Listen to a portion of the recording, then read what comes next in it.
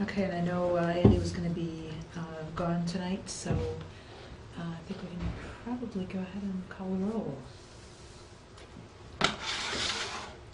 Mari Ryan, Here. Bart Bartels, Here. Morgan Johnston, Here. Todd Russ, Here. Andrew Stump, Rachel Belenga, Here. Stephen Wall. Here. All right. We have a quorum. And I'd like to, I know we didn't get a chance to welcome Morgan last meeting because it was a joint meeting, so I'd like to welcome Morgan. I think everybody knows her, she's the associate, I don't know if we had met before. Oh, okay. but, associate director of oh, yeah.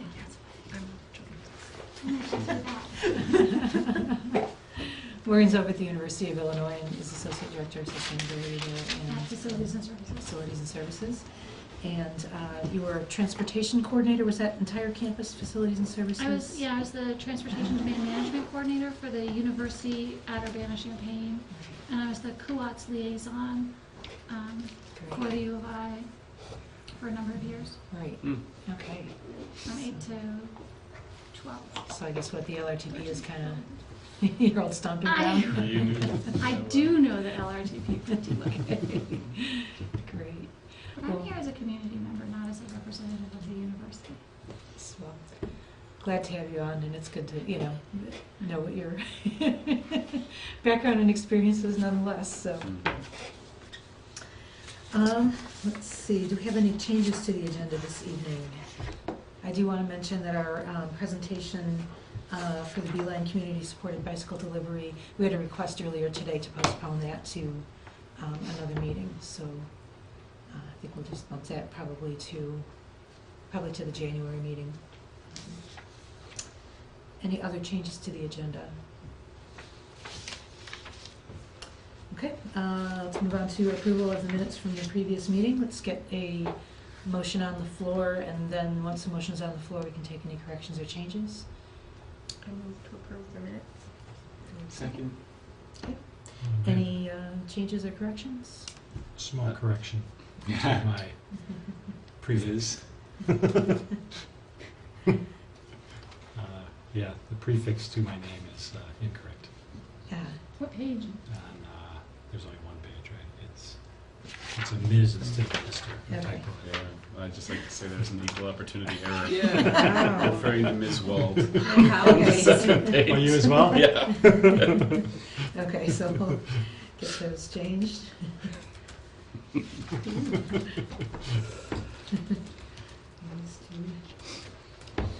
Mr., I presume, in Yep. each case? Okay, Please. Let's go with that. all right. Any other changes or corrections?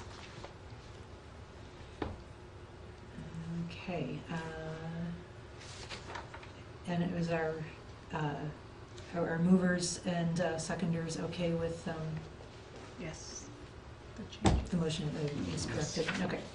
All those in favor of approving as corrected signify by saying aye. Aye. Those opposed? All right, all those. And do we have any members of the public that wish to address us this evening? Yes.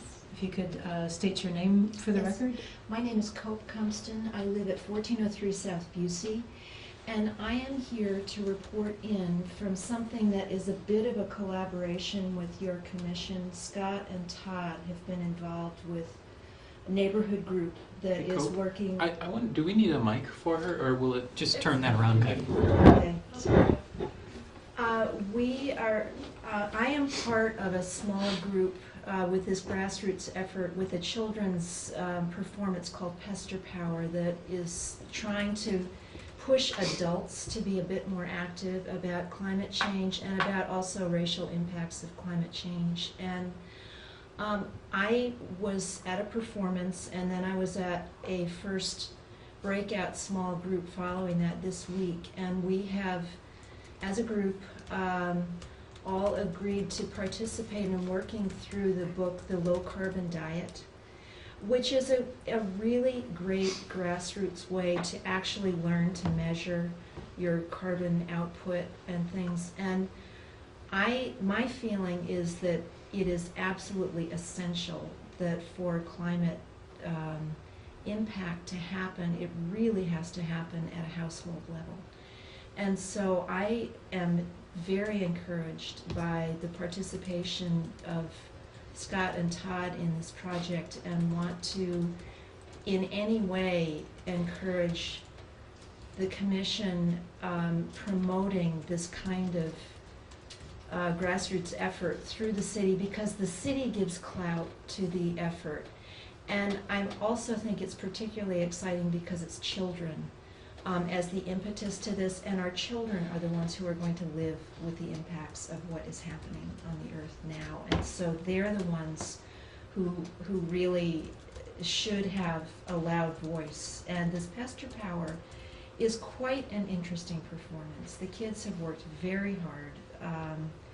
It's a very interesting thing, and I understand you maybe have a chance to see it. But it has had some impact. And so I'm just excited about the possibility, and I think it's fabulous that this commission is doing the kinds of things it's doing. And so I think if you are receptive and reach out, you will find neighborhoods that would really appreciate a little, small support from the city could help tremendously in visibility, in acceptance. I hope we partner with the schools, also the libraries, to possibly make this book a more publicly recognized book, so a worksheet that people can work through. So to me, it looks like an ideal partnership. And so I'm a very small cheering section down here saying, yes, let's do more. Because I think education of the public and of households is essential. And that's going to happen more in neighborhoods than it's going to happen from this and, UPTV. And it's where our kids are involved that we may really see some action. So thank you for your time. Are there any questions for Ms. Cobdenstone? You mentioned an opportunity to see the Pester Power, or to see the performance. Well, there are neighborhood presentations on invitation. The children would be very happy to come here and present it for you. It's not very long, or they could present an excerpt.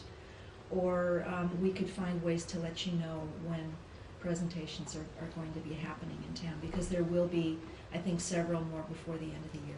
Great. And I advocated to put it on the agenda for our next meeting. Do you have a video of it yet? I think a trailer is in production. I don't know that there is a video, but I can find out. Just wouldn't, if we did it here, wouldn't it be on video then? That's right. It's true, it would. So, good reason Yeah. to do it here. Okay. Thank you. Thank you. Are there other forms of support that you might suggest for? We're in the brainstorming mode, and I think a little bit of money here and there could help tremendously in buying books and in publicity, things like that. But I think we'll have concrete requests as it makes sense to partner with the city. All right. Thank you. Okay, thank you. Are there any other questions? Thank you much. Are there any other members of the public who wanted to address us this evening? No, No. I'll just introduce myself for those of you who don't know. My name's Kevin Garcia. I'm a city Yeah, that's planner. right. So I'm representing the planning division at this meeting, so I'm just kind of sitting in. I was trying to think where I met you before, so yeah, Yes. right downstairs. All right. Let's move on to the monthly staff report. I'm going to skip to the low carbon diet section of the staff report first, just to continue that conversation for a little bit longer. We've got a couple of neighborhood groups meeting. They start out with watching the performance, and then agree to a series of 4 meetings to go through the low carbon diet book, where they help each other go through a number, well, they get to choose from a menu of activities to reduce greenhouse gases in their own personal lives, so transportation and household. And I'm kind of viewing these first couple groups, which will probably conclude by the end of the calendar year, as kind of a pilot test.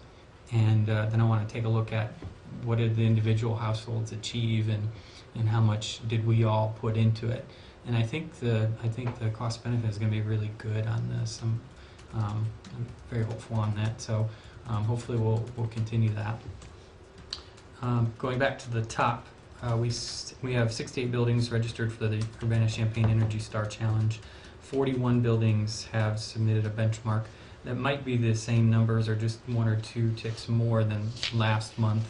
At this point, we're nearing the end of this round, so it's not surprising that we're not getting new people signed up or new 2013 benchmarks. Our working group is going to be switching over to getting the 41 people that have submitted their 2013 benchmark to go ahead and enter their energy consumption for 2014 and be ready to finish that off at January next year, so that we can see the progress from all the groups in our Urbana-Champaign Energy Star Challenge. I have a note here, the grant that the Regional Planning Commission applied for, which we were part of, we were not awarded. We were looking to fund a Solarize project, which would see the city and the RPC organize a group solar purchase. By doing a group solar purchase, you can drive down the cost per installation. What we have to do now is take a step back and see if if there's a way that we can do that still with other funding or with staff time. So that falls into one of the climate action plan goals of seek ways to improve the local renewables market. And is that for, do you just, so that it's some kind of subsidy for individuals, or is it for public buildings? No subsidy. Yeah. Okay. So what Solarize projects do is they generate interest from people who may be interested in putting rooftop solar on their houses or small businesses, as long as there's a standardized system. Okay. And then they do a competitive request for quote. And by doing that, So it's kind of like a pooled bid. they're promising the winning vendor all of the interested parties. It's like promising them hot leads. Okay. The interested persons can still drop out, but you are providing a bunch of hot leads. That's one of the soft costs in solar. And by delivering all those hot leads to the winning vendor, they have an incentive to drive the price down per unit. Okay. And so the cities that have done this have seen pretty good reduction in the price. It's also, it has that social appeal of lots of people getting together to do something, more people follow through and actually do it. Okay. So there's a couple of different ways that this is driving solar rooftop installations. So the grant would be to fund staff time to Exactly. run the program. Okay. Exactly. We had also sought to fund MapDwell through that grant, but that was turned down as not fundable at the beginning. Was there any feedback on the grant that got turned down? Yeah, I have some notes in the staff report of Okay. the feedback from the reviewers. Okay. So that'll be valuable if we can identify another grant that could fund this. I don't have any in mind at this Okay. point. Okay. One of the goals in the current phase of the climate action plan was to get some feedback from the industrial sector. We had an event with the Economic Development Corporation on energy efficiency in the industrial sector. Their follow-up survey from that event has one respondent so far. They're going to send me some information and links to so that I can try and garner more responses to that survey. We have a membership organization that we're part of. It's called ICLEI. They provide our greenhouse gas modeling software. They have partnered with a number of other groups to create what's called the Compact of Mayors. And that is working to promote and facilitate reporting of city energy and climate data in kind of a standardized way, so we're all kind of comparing apples to apples. They chose to utilize an existing registry called CAR-Bonn, Bonn as in Bonn, Germany, where it was created. We get appeals from a lot of organizations to sign pledges, to report certain pieces of data in certain ways, to be part of certain collaborations. And while they're all great, if we signed up for all of them, we would be doing we would do the same thing in a lot of different ways simultaneously. So I'm going to evaluate that and see if it's something that we can participate in without duplicating a lot of other efforts. What's nice about it is it seems to be the most well-known international registry. If we can get ICLEI, who provides us that greenhouse gas accounting software, to maybe export that data into Carbon, that would be very easy. That would be a nice tie-in, but we'll see. Are we already a member of the Council of Mayors? Or is the Council of Mayors? This new initiative is called the Compact of Mayors. Years ago, we had signed the Mayor's Agreement on Climate Change. There's another similar one by a different name that ICLEI is also a partner in. Every couple of years, there's a new one. Also regarding ICLEI, we had previously been awarded recognition for completing 3 out of 5 milestones for climate mitigation. We've made an appeal to ICLEI to certify us for the last 2. We need to follow up with them. So far, they've indicated that we certainly would be eligible for the 4th milestone, but I think we should be eligible for the 4th and 5th. So I'll follow up with that. On the Climate Action Plan, public comment closed Friday. You have a summary of comments, and I think we'll get to that during the agenda item addressing that topic. We're continuing to implement this ISTC water conservation grant as part of the Billion Gallon Challenge. We had some delays based on equipment upgrades that were needed that were outside of our original scope of the project. We thought that we would be able to just simply buy the equipment and install it, but there were some other equipment changes that were necessary in order to get it going. All the equipment is installed now and operating, but now we don't really need irrigation because we're getting into fall. So we'll be doing 12 months of data collection anyhow, so we'll still complete the project. It'll just be a different 12 months. I've got the timeline for drafting of the Climate Action Plan. As I mentioned, public comment is closed. We'll review public comment and any other changes to the plan tonight. The Commission may choose to approve a plan to send to Committee of the Whole, and other milestones follow after that. If there's some reason to linger on the plan, either in this Commission or Council, I don't think that's not devastating to the plan at all. If we're a month later, it's still a 2015 to 2020 plan, so if we finish it in December 2014 or January 2015, I don't think that makes a big difference.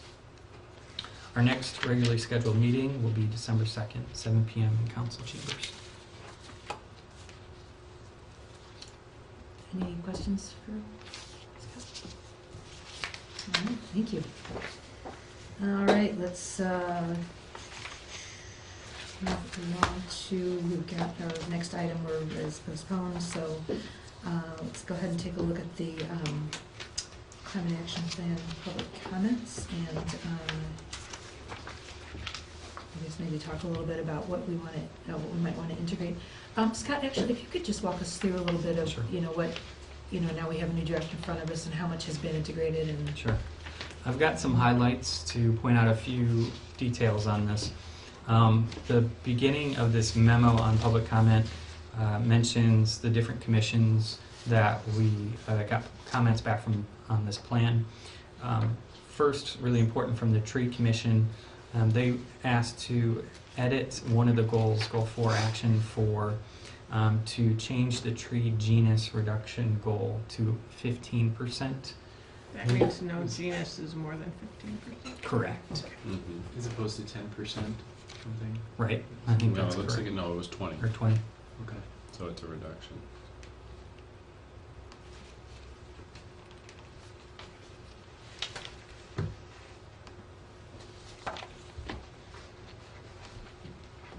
think it's at 10. Yeah, I've got 10 on. Genus is in the middle. Genus is 10. That's right. I was reading the bullet, which is talking about current practice. Oh, sure. Bicycle Pedestrian Advisory Commission had a couple items, or one item highlighted. They recommended changing the goal for a bicycle mode share. We had set it, let's go to that page.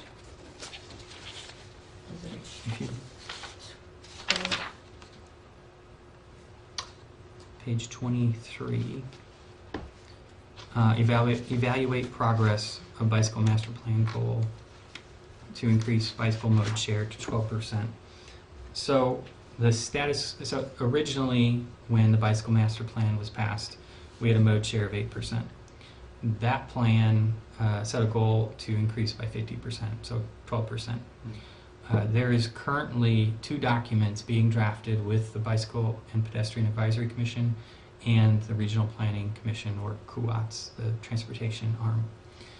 One of those plans is an update to the Bicycle and Pedestrian Advisory, the Bicycle Master Plan. Another document is a pedestrian and bicycle survey. That survey will determine what our 2013 bicycle mode share is. Until that document's public, we don't know where we're starting from. So to set a 12% bike mode share goal might be meaningless if it turns out that our bike mode share in 2013 was 15%. So I think we should take a look at that one, and we can come back to it, and whether we should set it at X% more than whatever the survey says we're at, or something like that. The Plan Commission, we had one comment. A member recommended against requiring lead. This would be goal 1, a couple of the actions of goal 1. Requiring lead on private sector, commercial or residential. He indicated that incentives were fine and other ways to facilitate lead, but was concerned that a lead requirement might push development to the other side of town or somewhere else. Scott, was that, if I'm remembering that meeting right, and I don't have the climate action plan in front of me, so I don't know what the goal is, but wasn't the goal just for new government buildings? There was 3. Okay. One says essentially if the city builds new public facilities, make them lead. Another one says if for new private commercial, require or incentivize LEED, Energy Star, or something like that. Another one says for new private residential, require or incentivize new LEED, Energy Star, or something to that effect. Okay. So it as presently written, it has a couple of options. Could be required, could be incentivized, and it addresses private residential in one, private commercial in another, and then city facilities in another. Okay. Good. Turning the page, we received 50 public comment forms. This was a online survey form. 30 of those were, so I split the respondents. I used one link, and it doesn't look any different to the user. The questions are exactly the same. But I used one link for folks who got the email and clicked on a link in the email to fill out the survey. And I used another link for folks who went to the website or maybe just stumbled on it at the website and clicked on a link and took the survey through the website. And what we found is that far more people responded to the email survey. There was a small number of folks who responded to a paper survey, so that would be a personal appeal either at the farmers market where we did some outreach, or the open house. So that's important. I think that's important to know for marketing terms. You're not going to get as much action if you just post something on the website and wait for people to find it. So I wanted to highlight in question 1, list all strategies from the Climate Action Plan Phase 2 that you strongly support. I wanted to highlight some of the leaders. One of the leaders, the top getter was all. Next was the Home Energy Performance Program. Then the goal to reduce single occupancy vehicle mode share. Then requirements or incentives for commercial building energy efficiency, LEED and Energy Star. And then the goal to formulate strategies to improve the local renewable energy market. On goal 2, list all strategies from the Climate Action Plan Phase 2 that you strongly oppose.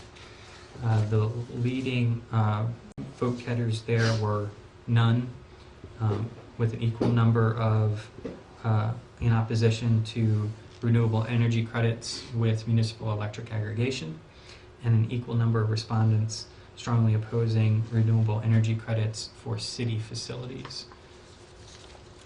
Scott, is there a delineation where they could, was there an option for opposing renewable energy supply, or was it renewable energy credits? I know a lot of people in this town are against the credits. Right.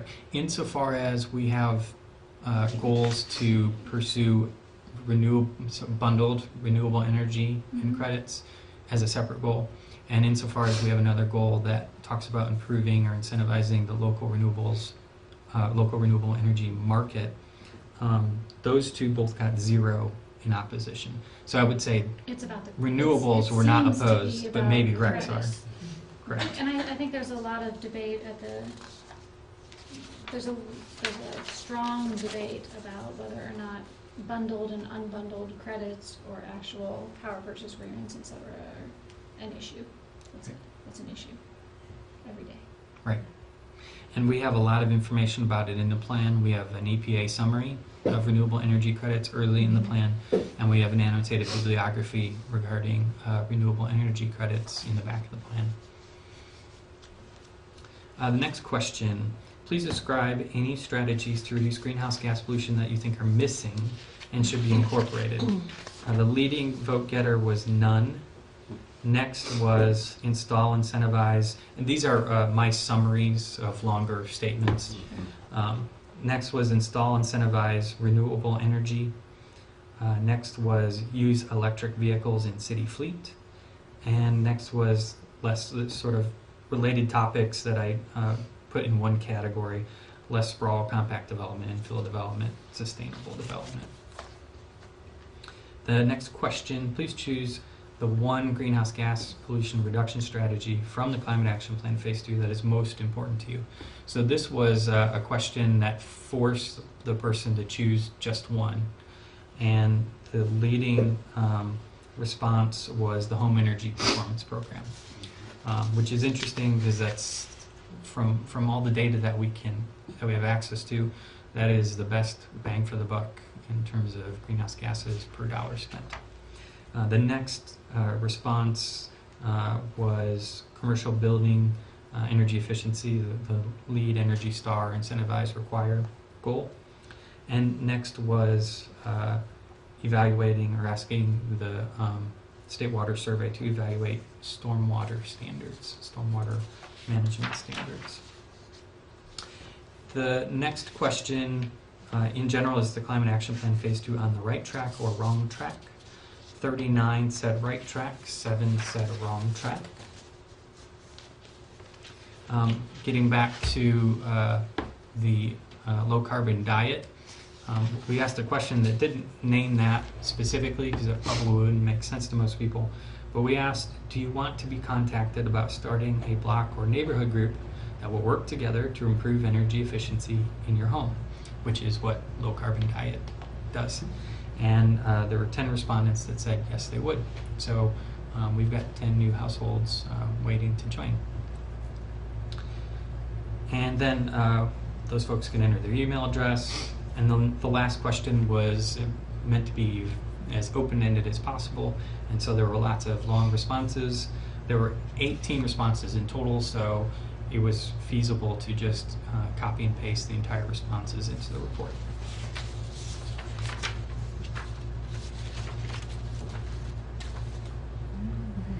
And the draft that we have in front of us today, were there changes from the previous draft that we saw? Yes. At the end of the memo, there's a section I've titled typos and formatting edits, and I've put the page numbers with a very short indication of what was changed. So, Okay. you So know, there were no substantive changes? No subs- Simply the... no. Okay. the most substantive was probably one of the charts. And I will tell you the page number. Page 15. The colors are different, but that's just because the program automatically picks colors. So I went ahead and exported all those charts all over again so the colors were consistent. But the bottom chart in page 15 looks different. In the previous version, the impact from renewable energy credits went down and then came back up and then stabilized. I entered the data correctly, but it rendered incorrectly, and it's a problem with how dates are managed in this model. ICLEI's aware of it, and so by changing one of the dates, I was able to make it render correctly, even though inside the model the data is incorrect. But this is how it should look. So you'll see that the impact of renewable energy credits brings the residential sector down some portion and then stabilizes for the remainder of that calendar year. It goes down again and then through 2020 stays at that level. The reason it's not all one level, 2012 and 2013, and then 2013 projected through 2020, is in 2012 we only had municipal electric aggregation for half the year. So we didn't buy a full year's worth of renewable energy credits. In 2013 we had an entire year, and I'm just using that as a benchmark for how much renewable energy credits we're going to buy through 2020. Everything else is basically typos and clarifications.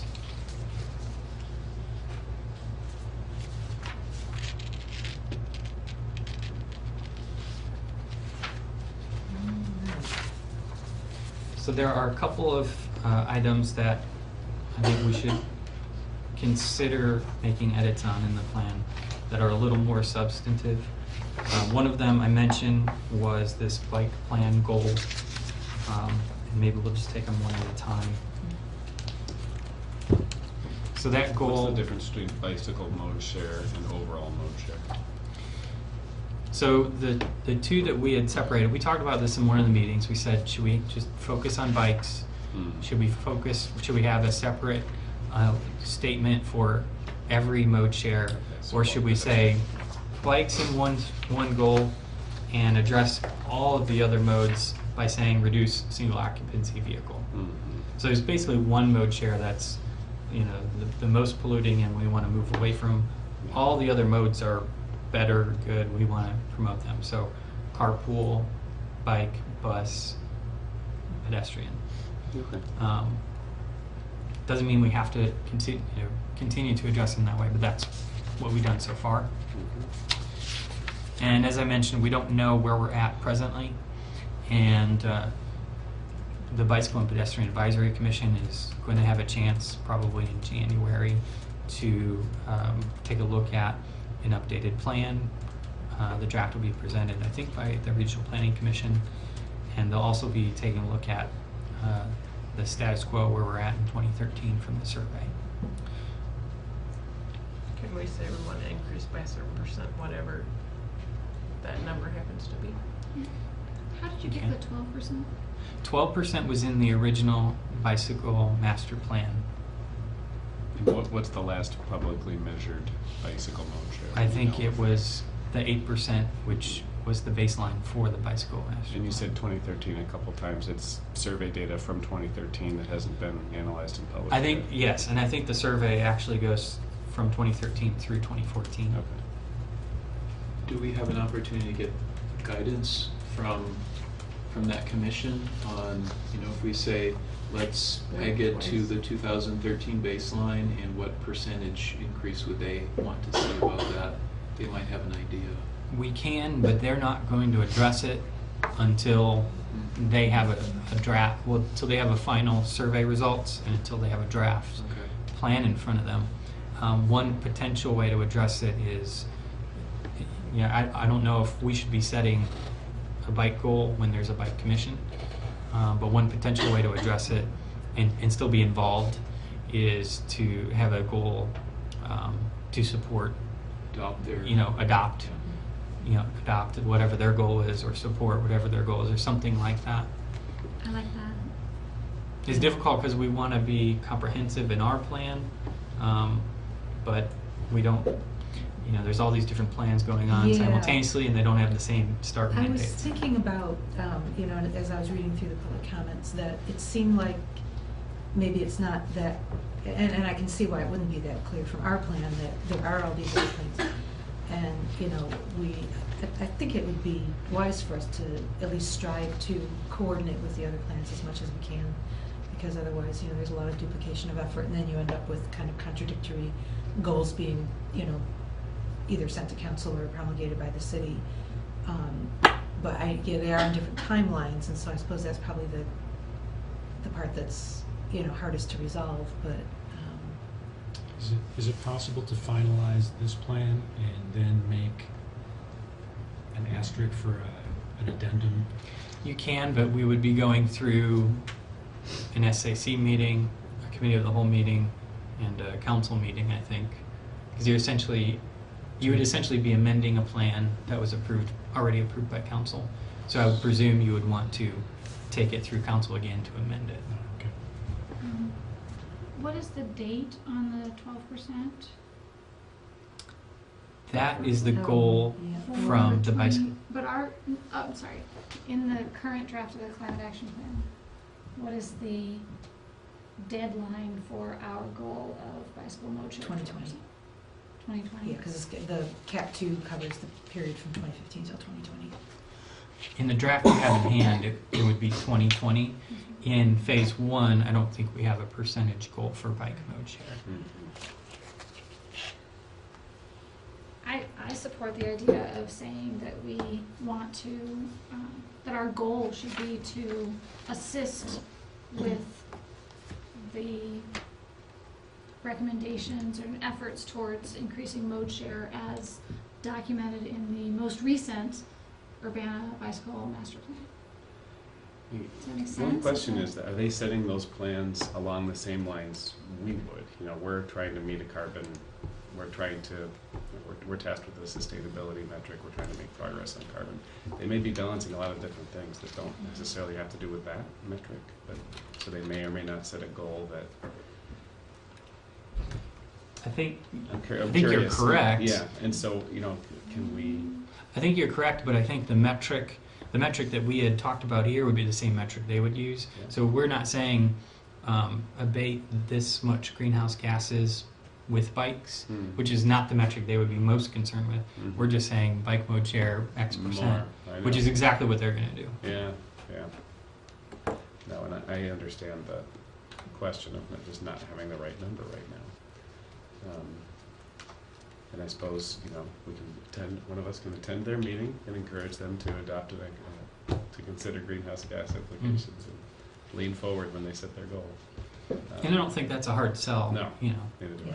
for that group. So doesn't their goal tie back to the long-range transportation plan goals as well?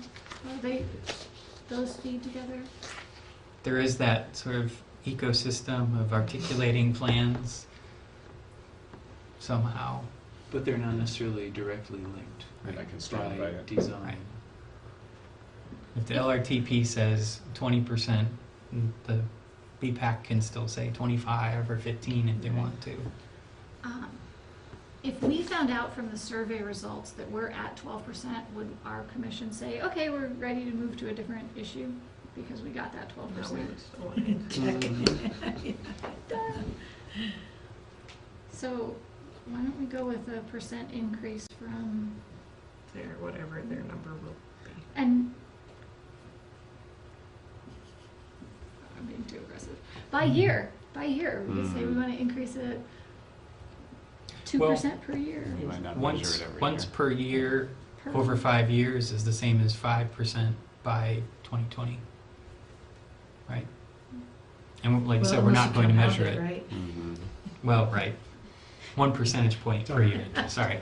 1 Full percentage, assurance. 1 percentage point per year. There'll be one more bike ride, you know, for that. Well, that commission is also, I mean, they're in an advocacy position as well, so I feel pretty comfortable that they're not gonna, you know, they're not just gonna recommend something that's easy because Like, the for more the sake dangerous of thing having is if something they it's can not- check the box, you know. If it's not doable. If it's overly ambitious, shall we say. Well, I think one thing that we could do in support of that, in our own little way, you know, so one of the things that came out in that last, the joint meeting was it looks like, you know, it sounds like Kuwait has some pretty good modeling capabilities. And so I don't know if Bike Pedestrian Advisory Commission is planning to do a CO2 reduction model for their goal, but you know, if they're not planning on doing that already, that could be something that we take on, is, you know, taking that goal and you know, maybe there's some follow-up activities in support of this plan document along those lines. Yeah, because I think we talked either, I want to say maybe at our September meeting about having, like reviewing this document every couple of years, every other year, just to kind of tweak it and be sure that it's still current and that it's still, you know, pushing the envelope, so that, you know, those reviews would be probably, you know, an opportunity to kind of see that it's keeping up with whatever the current numbers are and the kind of goals that we want to set if they happen to diverge. And as new information comes out, I think it would be good for us to be in a position to understand what are the, you know, if there's a goal that's out there or some implementation that happens, it'd be good to know what does that mean for our carbon emissions when it becomes implemented or if it becomes implemented. Does ICLEI still have that kind of data available? I mean, I know the software has changed quite a bit, but is it something where, do they still have that functionality where you can kind of plug in, you know, your community size and what your tactic is and what the result would be? To a limited extent. Okay. So there are two different metrics that don't really touch each other. The bicycle mode share is measured by local survey. The greenhouse gases from the transportation sector in our model is an input from an RPC transportation model. That model doesn't measure bike and ped because they don't generate greenhouse gases. So they're sort of silent on bike and ped. They don't tell you anything, which means you can't go in there and say, well, what happens if 100 more people commute by bike per day? Right. You could say, what happens if vehicle miles traveled goes down by this much? And in a roundabout way, you can maybe say, you know, this much VMT would equal this many bikers or something. You might be able to work something like that, Yeah. but it's not direct. And there's no other, you know, kind of organization or software that can, you know, like calculate, that offers that type of calculation. There probably is, Yeah. but now you've got two different models measuring sort of related things in different ways. Right, and then, yeah, you kind of end up with apples and oranges. That mode share metric is just by trip, it's not by VMT, presumably. In other words, if you had, you know, 100 people commuting 50 yards by bicycle. Yeah, I think it's by trip. Yeah. They're slicing it up in a couple different ways, Okay. and that'll be part of what is going to come out in the survey. Okay. But yeah, it's I think it's, you know, did you ride your bike today for work? Did you ride your bike today for recreation? They've split those, and I think what RPC is going to call bike mode share is going to be folks that ride their bike for a work commute some or most days of the week. Mm-hmm. Just saying that, you know, that kind of a metric isn't, from a greenhouse gas perspective. It's not precise. Right. Yeah. Yeah. Because, you know, you don't expect a lot of people who are 10 miles away to. It's different when one of them bikes Right. to work versus someone like me who lives 2 blocks away. Um, Can you repeat what BPAC actually said as the comment about the goal? They said more reductions, or more, a more aggressive bicycle mode share, and then separate bicycle mode share, and the alternative, I forget what. Overall mode share. Overall, yeah. Can you look at that or something? Yeah, they recommended a change in how we formulate that goal, Yeah. whether it's an annual percentage goal or just a 2020 goal. But as I dug into it more, you know, I learned more about these other plans and where they're at, and we don't know where our present status quo is, so it's hard to set a final, an absolute number. You could set a relative number, or you could say, let's work with whatever BPAC decides. As Todd said, they're an advocate for bike and ped, so there's probably not a risk that they're going to sandbag that goal. I just did an internet search on bicycle mode share versus VMT, and there's quite a lot of hits that come up there. I don't know how good they are, but you know, some of the things that pop up, like right up on the top, are you know, some California municipal and statewide government agencies. So anyways, there may be some folks out there that are making those correlations, and maybe we can learn from some of those. It would seem to me that separating out the mode shares would introduce more inaccuracies and double counting, and because it's all connected, doesn't it make more sense to calculate it as transportation rather than separating out the parcels and hoping everything isn't getting double counted? And I guess, I mean, I'm not a planner, but it seemed to introduce inaccuracies by separating the modes. So our action 2 is really the key point for us. We want to reduce the single occupancy vehicle mode share, or VMT, which are somewhat representative of the same thing. We want to get people to stop driving a car by themselves when they don't need to, when they shouldn't be. And the action 3, which is to call out bicycles, because bicycling is the most sustainable mode of transportation, as I understand it. The BPAC is saying they think we should continue to do that, Mhm. but the only question I see from them, besides adding additional things, would be listing 12%. So why do we have to include, why don't we say evaluate progress of bicycle master plan goals, Mhm. and then don't say to increase bicycle mode share to 12%. Mhm. And maybe, I don't know if evaluate progress is appropriate, or if it's support progress toward implementation of, I don't know, that part was, I don't want to back up, you guys are so far along here. Mhm.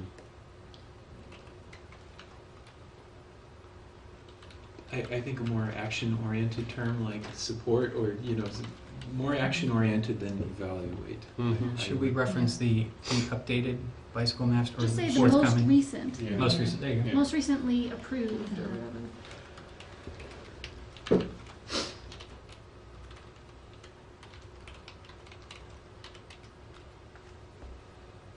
See, and then the Or next just sentence support. is still Well, good. why don't Should we we just just- say implement, because what we're doing is we're recommending, hey, city council, we think you should do X, and really what we think the city council should do is implement that thing, Mhm. you know? Mhm. So I'd kind of just say, let's just say implement the most, you know. Implement strategies from Yeah. the,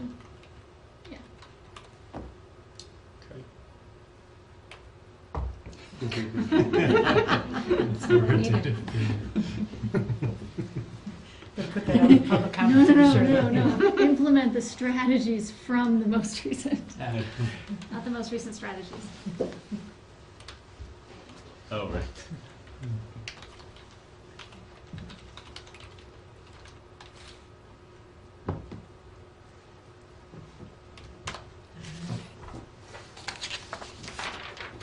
Did we already cover the tree genus I was preponderance? gonna go to that one, yeah. Oh, okay. That's goal 4, action 4.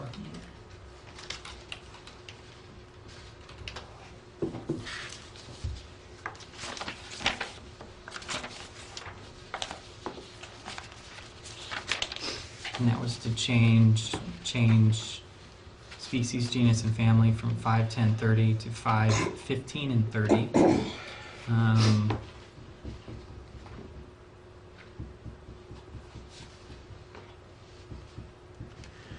Did they I say think, what? yeah, I think that reduces the difference from where we are to where we want to be, from a 10% difference to 5%. Is that correct?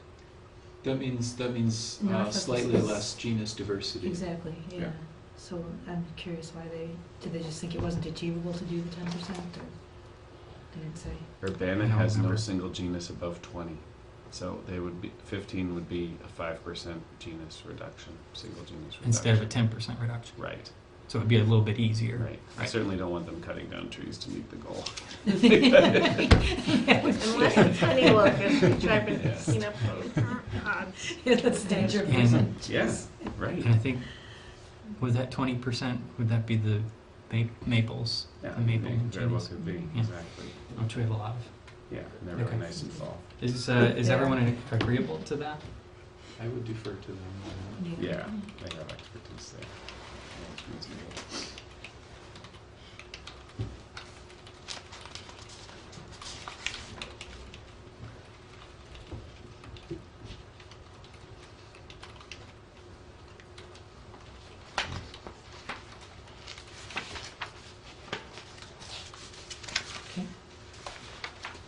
The other one I wanted to bring up, and there are more comments here in this memo that I'm going to bring up, so feel free to talk about those yourself.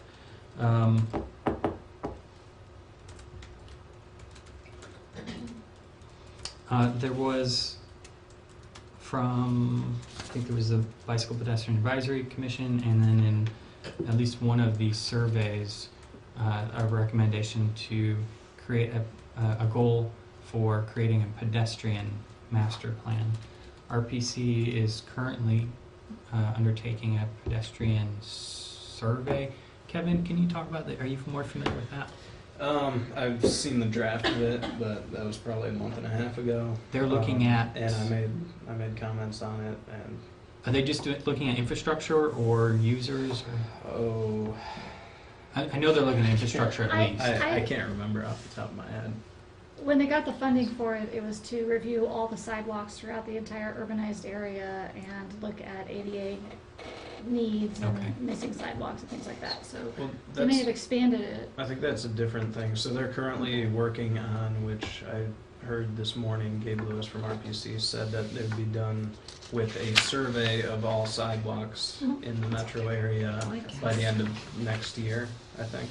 Okay. But Scott, what you're referring to is the pedestrian and bicycle Yeah, survey? there's two different things, right? Yeah, so that, I think they were mostly just surveying to try and figure out what the mode share was and what the, I can't. So one plan is It's been a pedestrian while. mode share, and another activity is an assessment of the infrastructure. Yes. Is that fair to say? Okay. Yeah.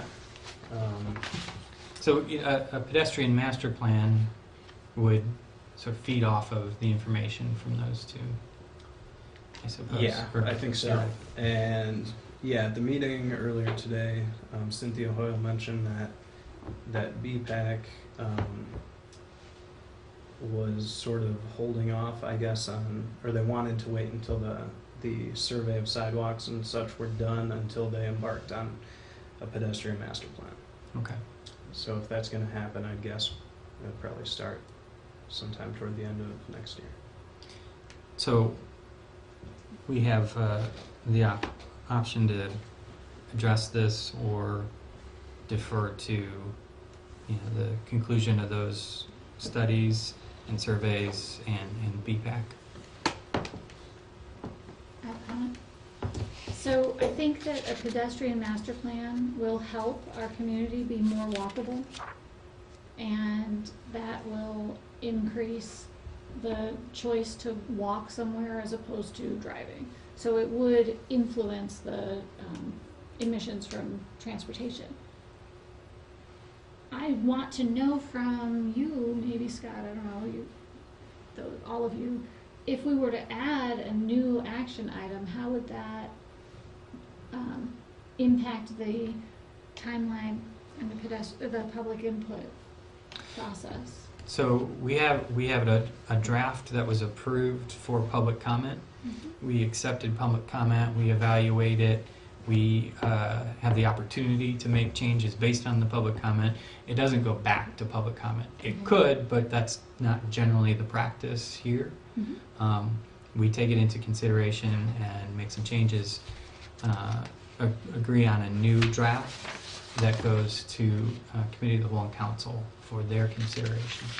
Committee of the Whole may say, looks great, send it on to Council. Council can vote yes or no at that point. Or Committee of the Whole may say, looks great, but would you change this, that, and the other? Comes back to SAC. SAC makes those changes and then sends back to Committee of the Whole again. They vote yes, send it to Council, they vote yes.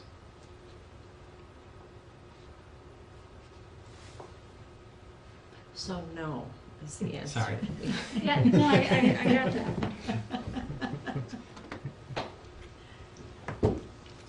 I believe that putting that action item in here would make a difference in the future of whether, not justifying, but allocating appropriate funds to make it happen. I also believe that if we do bikes and pedestrians, that we should not ignore transit. So if we chose to add pedestrians, then we ought to also add transit, and so I was a little not stumped by sure where this I in the fit sense in. that I thought, like, well, isn't it for BPAC to say that they want to have one? they're asking us It to just seemed also like say it, yeah, it seemed kind of like a strange triangulation of, yeah, exactly, thank you. You guys should do some Yeah, more stuff. right. So, and, you know, I don't so, see it that way. okay. I see it as, we also believe Oh, I that don't there mean should as an be- alternative to your comment, I just meant in addition to No, your comment, I yeah, just thought it yeah, was but kind of a, I yeah, see your point. yeah, yeah, I don't agree with it. okay. Yeah, I think they're asking for us to also endorse it, endorse the idea. okay. You know, the Bike and Pedestrian Advisory Commission asked us to keep a separate mode share goals. Maybe that's, maybe that's not, maybe one way of responding to that is instead of saying, okay, we need to have a thing for a bicycle master plan, a pedestrian, and a transit, maybe we can modify the existing one and specifically mention, we can have that action and specifically call out bicycle master plan, a future pedestrian master plan, potential transit master plan, just to specifically call them out. But I don't really see why we need to make 3 line item things that others are going to be working on. Yeah. And that could theoretically replace action 2 and 3 under goal 2. Yeah. And I don't know of any particular action plan for transit, except to say that we've got a large new federal grant to improve transit near campus, and there are investigations for a new transit facility in Urbana, but I don't know that there's overarching goals. Maybe there is. Right. MTD may have those items. Actually, I guess another question is how would, given that there is a mass transit district, this is a separate agency from us, what would that look like for us to, Right.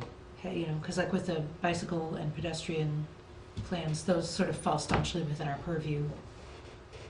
And I don't know if you had a picture in your mind or. Yeah, so Yeah. the LRTP included some transit-oriented development. I know, I'm sorry, I had to leave the joint commission meeting that they had the conversation about why isn't there transit-oriented developments listed? But they really did because of the bus rapid transit Yeah. nodes. And there was at least one in downtown Urbana. I didn't catch. Yeah, quick they explained map. that they didn't call it that, but it was. Right. Okay, because great. it's- For funding yeah. reasons. And so that would be development that supports transit, and it's something about the way our city comprehensive plan and zoning ordinances and such interact with our expectations about infill development and transit-oriented development. So in that sense, that's the way it would fall together. Okay. I mean, I advocate for leaving it the way it is and telling BPAC that we support their pedestrian plan and they should come and ask us to write them a letter of support when they're ready. That's what I think. It's actually not a bad way to go about it. Because I think we are, kind of running into, what are the roles of the various commissions and committees, and, it'd be good to get a clear picture of what we think that should be at any rate. Well, there's a couple different directions to go. I think I like Todd's Do you wanna idea put to it over? really kind of keep it simple. Yeah, and possibly pulling out a goal to compact it from our end and just provide support in one kind of unifying goal. It could, there could be language of, even removing language about bicycle master plan and pedestrian master plan, and maybe if really, I think we're about reducing VMT, vehicle miles traveled. Yeah, okay, so,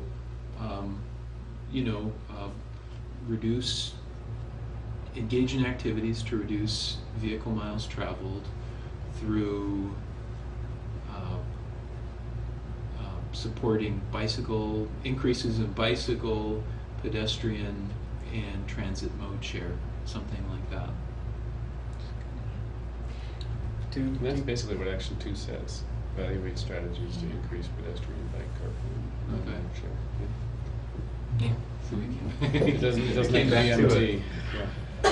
Okay. Well, and something we had talked about before, and we brought it up to BPAC, was this 40% target was just a round number, and they didn't have any recommendations for a way to choose a different number or a different absolute number. So that's something to consider as well. I just realized we have different wording on the summary page and on the, because I was getting confused when we were talking, because I was looking at the summary page. Summary page still has the 47. 47, et cetera. I assume that this page is the most current. Yes. Okay. So Steve's point about the vehicle miles traveled doesn't normalize it, but for city growth, have you guys, are these based on per capita in any way? When you do No. mode share, it's normalized per capita. Mode share is a Well, percentage. Right, but it's normalized, right? Yeah. The vehicle miles traveled is the total number. Right. I mean, you could do vehicle miles traveled per capita, but nothing in our plan is per capita. So, for instance, 25% reduction, 80% reduction by 2020 and 2050 are just from an absolute number of 2007 baseline. Do you have the data at hand for the vehicle miles traveled over the last 10 years? I do not. I suspect that keeping it even at the vehicle miles traveled would be a significant goal. Well, the LRTP Suspect. stuff we just saw was surprisingly flat in their projection. And our greenhouse gases from transportation went down slightly. They had a pretty aggressive, they showed significant population growth, and VMT floated up tracking that, but their VMT per capita was steeply declining. That's how the conversation went into it, and they scrutinized the numbers closely. But it wasn't, the VMT number didn't rise nearly as much as That's a national trend that's Right. been going on since, I think, 2007 was when they first realized that VMT was going down, so.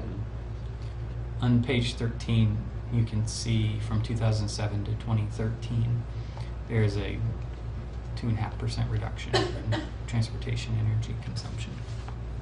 2.5% is pretty small when you're talking about a model of a model, Mhm. but it's not going up. Mhm.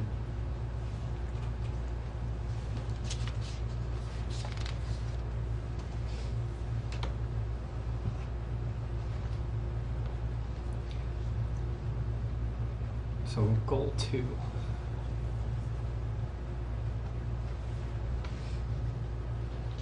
I like the idea of having a single consolidated goal as opposed to, For 2 and 3. Mhm. but I don't know why you had the separate one. I wasn't involved at that time for bikes. Besides that they're awesome. I think there's always been an interest to be comprehensive and touch everything. Mm-hmm. And so we've had instances where we have to draw back, the sanitary district, control that, and I think we also were looking at, kind of being able to, just have some numbers to be able to, kind of gauge our own progress. Although I think in this case, where we don't really have a clear sense of how, it's nice for us to have these numbers and these percentages out here, but if it's not actually tied to how much GHG reduction we're getting out of it, then yeah. it's squishy anyway for our purposes. And so, I think just going to the more consolidated recommendation. Let's do it. You could meet your bike goal by getting walkers onto bikes too. Which isn't necessarily what you want to do. So is there consensus then to bring 2 and 3 into one? Yeah. Okay. Does I someone actually, wanna- I would say it is eliminate 3. Okay. It's already listed in 2. Mhm. And keep 2 as it 3, is? yeah. It already says everything, Yeah. Do we want to keep? except for switching evaluate to support Do we want to keep the percentages? or implement. 47 to 40. 51.6 to 40. Right. Just because the 40 is, I filled it out to complete the sentence Mhm. when we had a draft. I usually use X. Should have used X.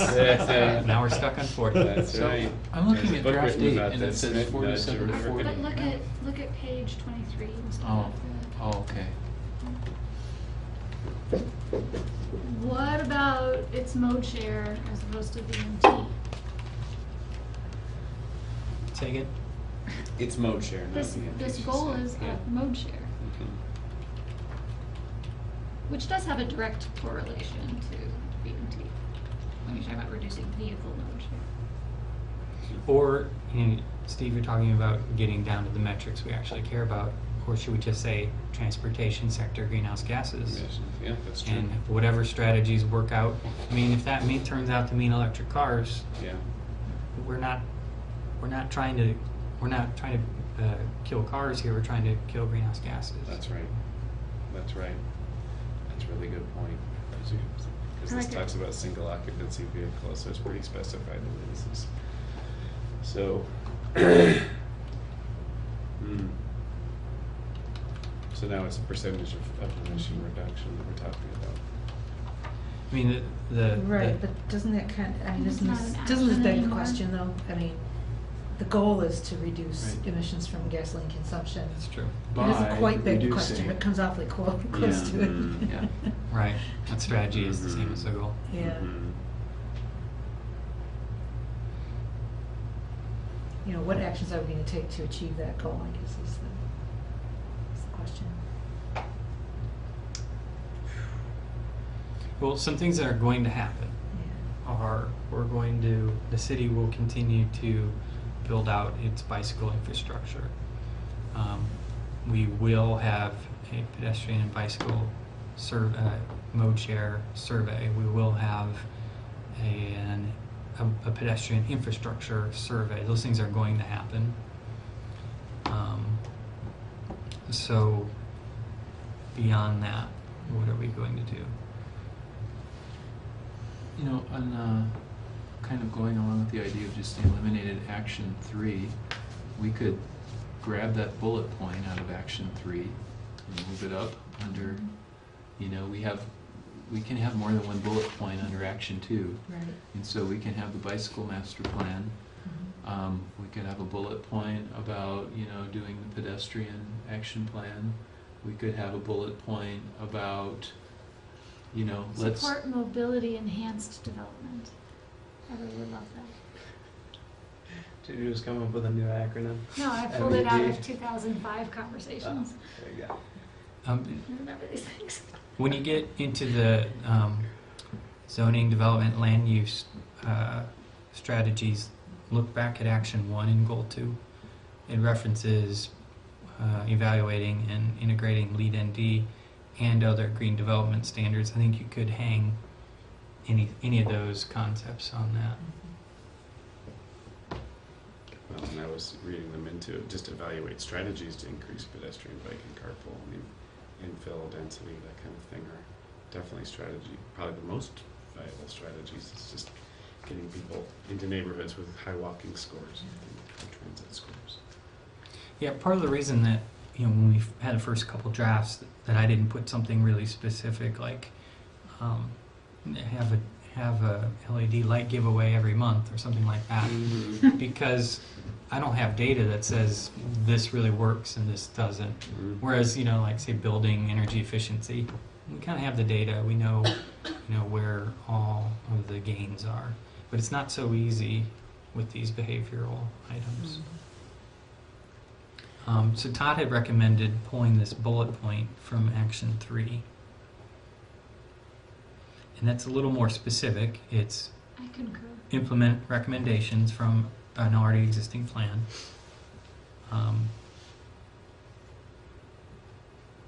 You could put comma, support creation of pedestrian master plan, comma, support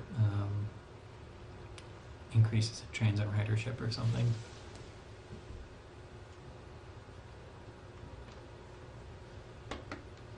Those are all just specific, you know, a more specific level of that bullet point that's already sitting there under action 2.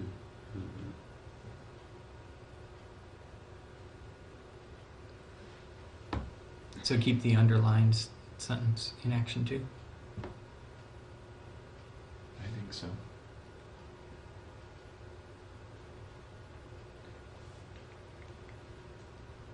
Did you guys vote on these things We Yeah. have to. Yeah. after the discussion? Yeah, we kind of discuss, we come to consensus, and then we go down sort of the whole draft to go. Although I should, just, you know, note that we're at 8:15, we're kind of on page 1 of 9 comments.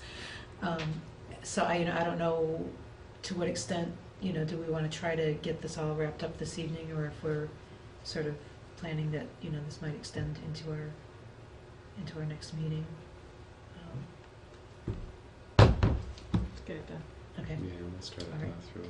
Then, Let's- you know, let's- not to get the cattle prod out, but we're gonna have to talk faster. Yeah. because- So I think the issue is to be more specific than reduce emissions from gasoline consumption, the title, and to be all-inclusive of the modes, right?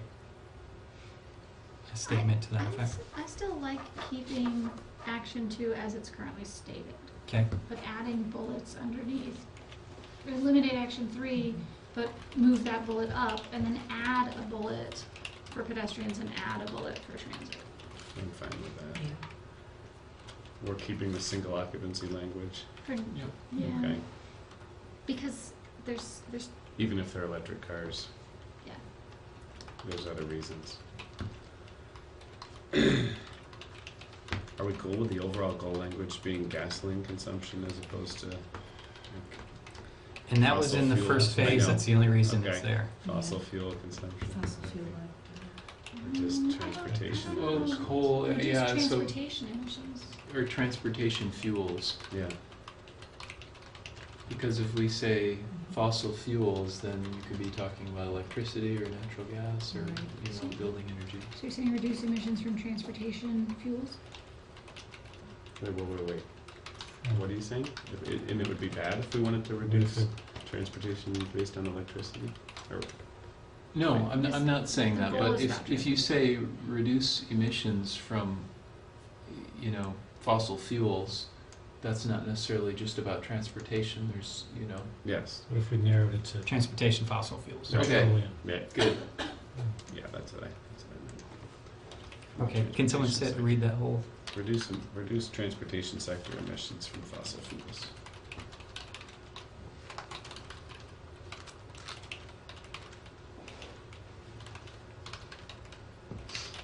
Does that look right? Do we need to say sector? It might not fit. Does it matter? I'll shrink the size. I'll take friendly amendments. I don't write verbally very well. I guess it still has the same meaning,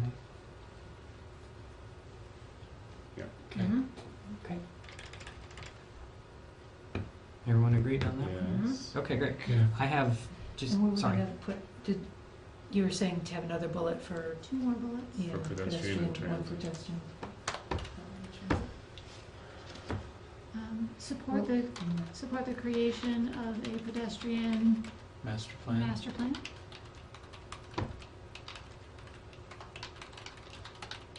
Okay, Encourage transit ridership. That work? okay.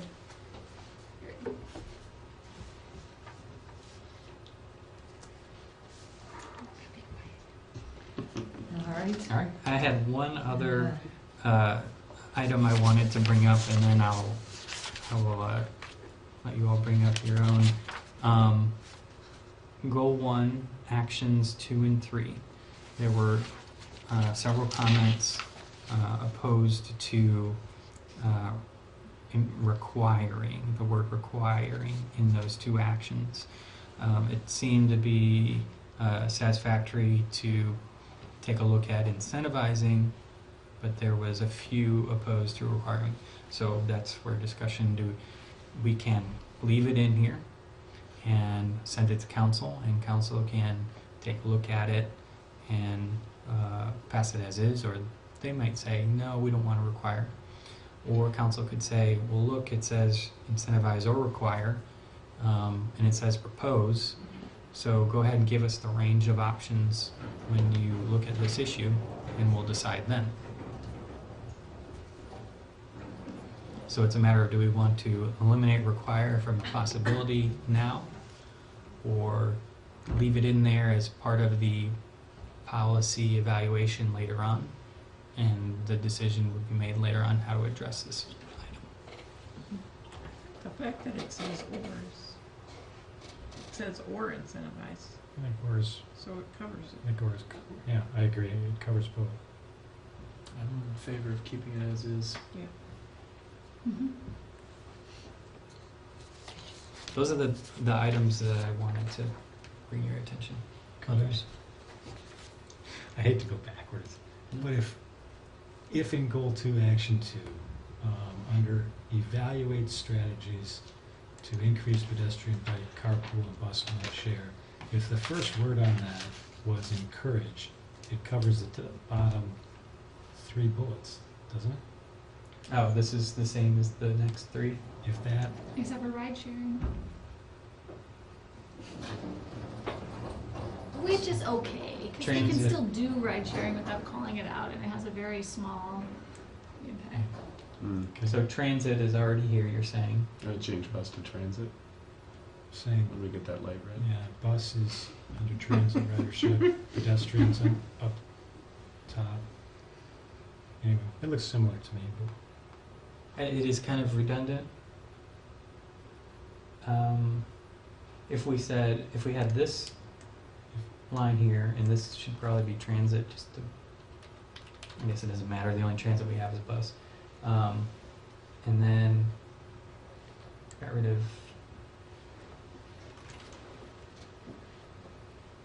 that, then none of it's redundant, right? No. Morgan? I disagree with you. Yeah, Encourage transit. All right? three of the line, all three of the new bullets underneath action 2. Yeah, Our action-oriented, Are evaluate is repeating- analytical. are repeating the first bullet. Bart, you're saying those are redundant, but are you suggesting to remove the 3 or to remove the 1? I'm saying if the word evaluate in the first one was actually encourage, it covers the rest. Encourage strategies. Covers as in don't do it. And, or it could be, yeah, encourage strategies to, These are particularly specific, and I think there's probably an interest to keep those there. okay.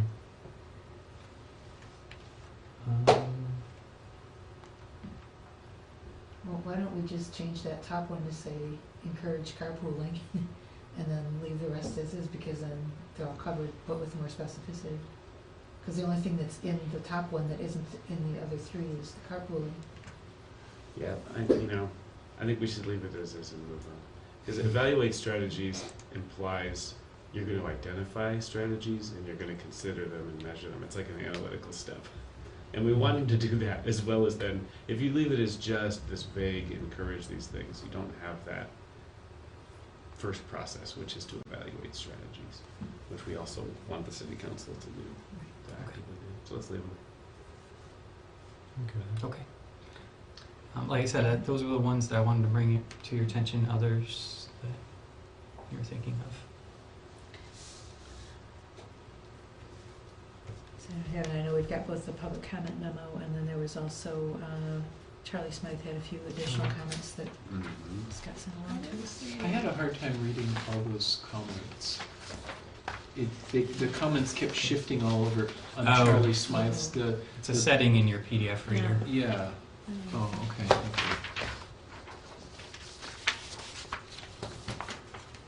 You know, one thing from after, reading lots of comments about specific strategies, a lot of the strategies that came up in the comments were, these are strategies that we had talked about or considered in phase 1.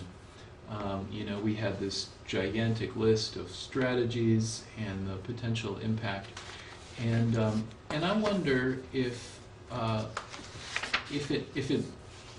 it makes sense if some kind of a rehash of that table of basically summarizing that data. So anyways, I guess the point is that there's a bunch of stuff that we didn't include in this plan, and we didn't explain why. And so some people are wondering, like, well, why didn't you put water heaters or something? And so I wonder if we just list out, well, here's a whole bunch of strategies. We're bringing this back from phase 1, and maybe that's a reason why, just to show some of the relative impact. I don't know. Or just have something that's kind of all these other strategies were considered, but, we wanted to focus on the ones that are named here because of our belief that they'll have more impact. Did we publish that table in the phase 1 document? Yeah, there was a two-page section that had a laundry list. Yeah. And it was kind of almost more of an illustration of, you can run around like a hamster on a wheel and not get much of anywhere. Right. Mm-hmm. Like that was my takeaway from why that illustration was there, Right. was to kind of demonstrate, that really there are these other things that will. Strategic actions. Yeah, otherwise the public is just inundated with this list of things you can do good things. Right. Yeah, and Right. put some quantities Well, associated. but if we bring it back and say stick it in an appendix and reference it, Yeah. because I think people are not going to go back to phase 1 and say, well, what did you say in phase 1? And just from reading the comments, it's just people are going to wonder, like, well, why aren't you talking about water heaters? Why aren't you talking about there was a comment about gas-powered lawnmowers and stuff. So, in this current draft, we've done the inverse of what you're saying. You're saying mention why we're not pursuing all these because the payoff is not so great for all this activity. Mhm. We're saying here are 3 things that have a big payoff, but we could add a a sentence or two right below this that says, in phase one, pages blah blah blah, we had a large listing of Okay. activities, Yeah, and we're narrowing down because I like Um, that. It sounds slightly negative. I think we could say the same thing in a more positive fashion. You know, at number one listed a number of strategies. With phase two, we are focusing in on, as opposed to narrowing down, it's still the same thing. And then we still encourage any of our community members to Mhm. consider any of these strategies. They would all contribute. Go read the appendix. It's the same. Right, but our, Just the- but just the that our positive purpose is to try to version. highlight the ones that Yeah. have greater. And it's the thing that we have gone around is, there's things that people can do in their own situation that is useful in their circumstance, but when you talk about a public policy or citywide implementation, then it's a different kind of situation in terms of overall impact. Identified the high impact, Yeah. most important, as opposed to eliminated those minor things that don't matter, because they do matter. I think we had a similar discussion about some of the things that are even in the phase two document, about how we frame that, so, yeah, having a similar frame with regard to.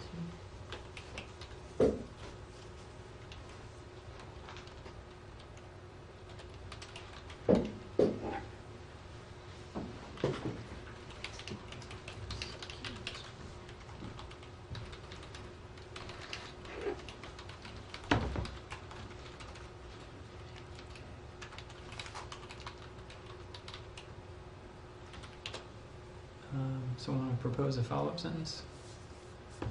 Well, these are useful, well, that even gets in that negative territory. These strategies. Maybe say in phase two. Yes, in phase two. But see, even in phase one, we said, here's why we're not highlighting, like, even in phase one, we were sort of saying why we didn't implement, why we didn't recommend that entire laundry list of things. Mhm. And maybe we could say, as we did in phase one, we're also in phase two, wanting to highlight those with the greatest impact while acknowledging the value of any number of activities. Or It's gotta be better, yeah. yeah, Better or images. how about instead of a comparative kind of thing, how about it's just a bland reference for a more comprehensive list No, of greenhouse gas Actions. mitigation Okay. strategies. Refer to page yeah. XX of the Climate Action Plan, Phase 1. Okay. I wanna be a little, More comprehensive. I want to be a little fussy about language. I'm wondering, because really what those are is more their actions, their tactics, they're not strategies. Uh-huh. Tactics? Yeah. Mhm.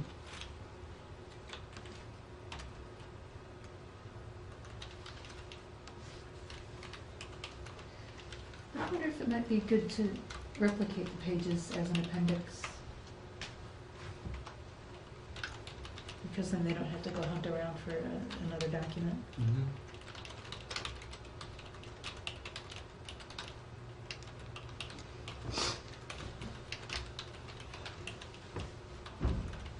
You need to say more comprehensive, or else you're implying that if it's not on the list, it doesn't count. Good call.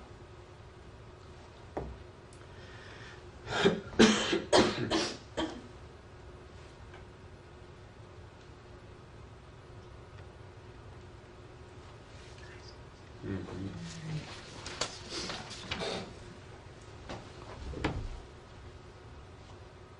Yeah. And I was looking at some of the stuff from Charlie. Some of it I think is actually covered by reference to Lead ND. Some of it he seems to, we have a separate water plan.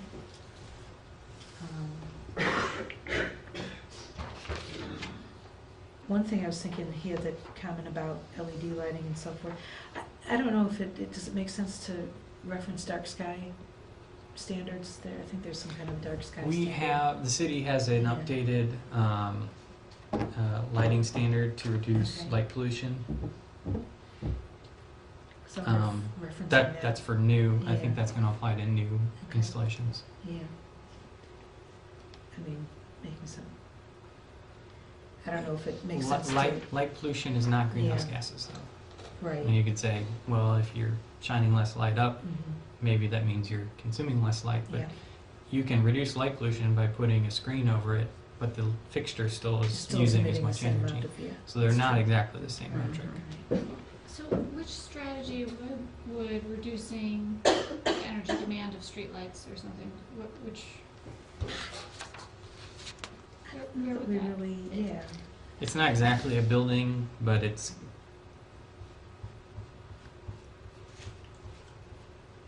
or you could call Well, we could yeah, extend it out to say from the built environment instead of saying building energy, it's true. and that kind of covers it. Could be this one. I think that's Existing worthwhile. energy efficiency Well, it wouldn't be an existing program. Retrofitting our own lights is not. I was talking about city streetlights rather than.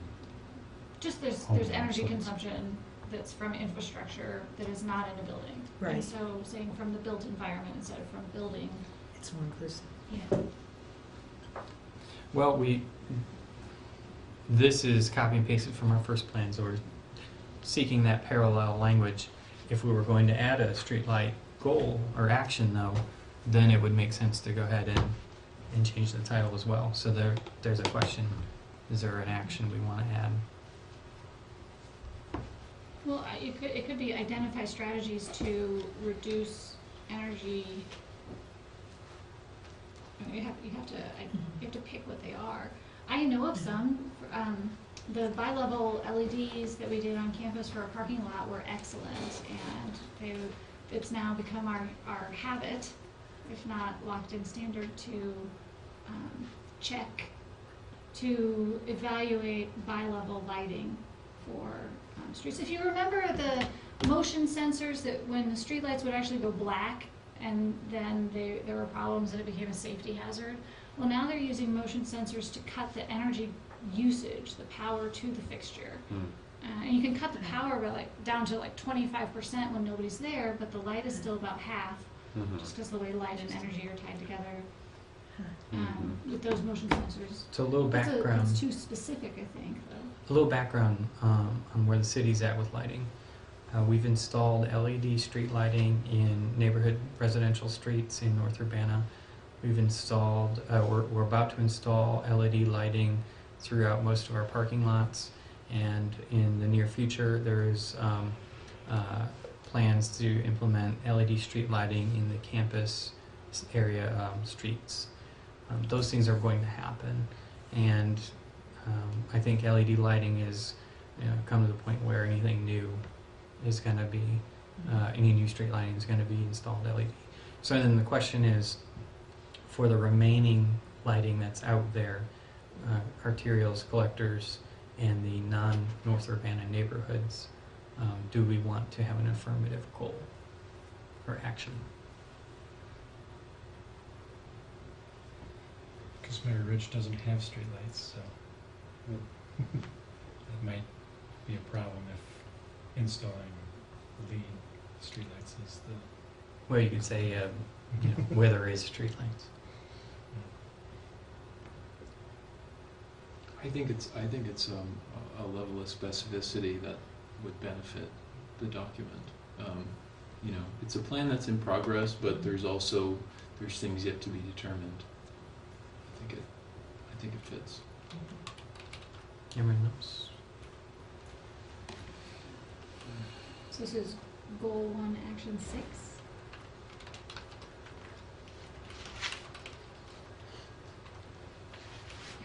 Would it end up being an ordinance, or would it be is there a city, we have facility standards on campus, No, well, that's for us to decide. I don't think an ordinance is necessary. Make, how's that? make all future installations of street lights I think high that's, efficiency. I think that's already status quo. I think the issue is whether we're gonna go back and, before the, you know, life expectancy is reached for all the existing lights, are we gonna go back and replace them?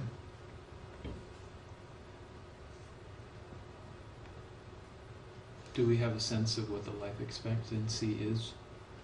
We have, I mean, are we talking about, so some of these are, what, metal halide and mercury vapor, so maybe around, what, 30,000 hours? Well, there's the fixture and there's the lamp being the bulb. Right, right. The lamp is gonna last a few years and be replaced over and over again. The fixture has got a 40-year, let's say 40-year lifespan, that's about typical. And there are probably all manner of ages, 10, 20, 30-year-old lamps. Mhm. So there's a lot of equipment out there that still has 10, 20, 30 years of life expectancy. The Right. bulb, the individual bulb would burn out and change, Right. but the fixture would have to be completely removed and discarded Mhm. to put an LED fixture on Right. So this could be something like evaluate opportunities to retrofit existing streetlight fixtures. Exterior light fixtures. Does it have to be street lights? What about sidewalk Yeah, lighting yeah, or building outdoor. signs outdoor? Evaluate opportunities for energy efficient retrofits of existing outdoor lighting. Do you want to call out LED? I like No. the energy efficient, because sometimes Yeah, LED it is might not change. the most And you correct. never Yeah, know what right the next now it's- technology's gonna be, so. Right. You know, keep kinda it it. open. A couple years ago, I was at a council meeting, and I was just gonna, Charlie Smythe actually had that as a discussion item, and at that time, this is maybe 4 years ago or something, and so there was a lot of resistance to specifically doing LED. You know, it's just like, we don't want to be tied to any particular technology. And I think that still makes sense, even though LED is probably what it's going to be in the near term. And that would mean we need to rename, retitle goal So 1. if you took out just the word building, if the title is currently reduce emissions for building energy consumption. Yeah, What but if it said energy? it's kind of everything though. It could be- Energy it could be- consumption is in transportation too. It could be building and outdoor lighting energy consumption, Building and infrastructure. Mario had suggested built or built environment. environment. Reduce emissions from built environment. Energy consumption. That feels a little clumsy in the Yeah. mouth. That's very close. Yeah, reduce emissions. Well, if you said from energy used in the built environment. There you go. Reduce emissions from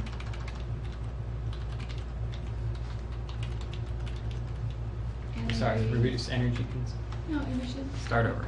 You're screaming, Scott. Reduce emissions from energy use in the built environment.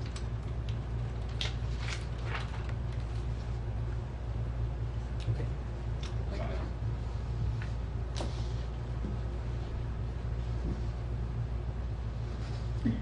You can't really say in the built environment, that's everything. Energy consumed by built environment. By 2020, these debates will.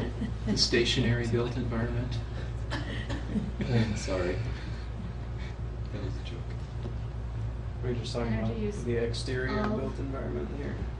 Or are we talking? No, it's buildings.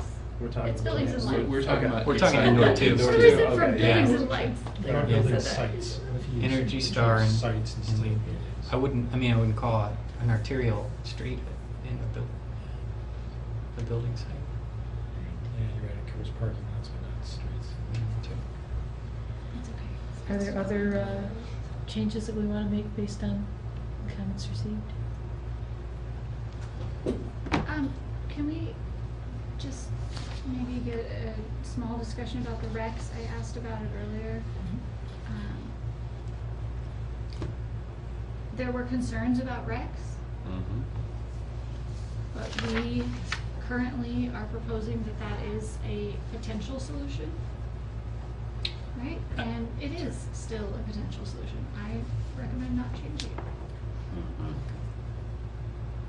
We've had a lot of discussion about Rex, and Scott talked about some of the, bibliography, and we kind of came down and said, yeah, we think it's a real deal, we want to do it. That's my interpretation. Mhm.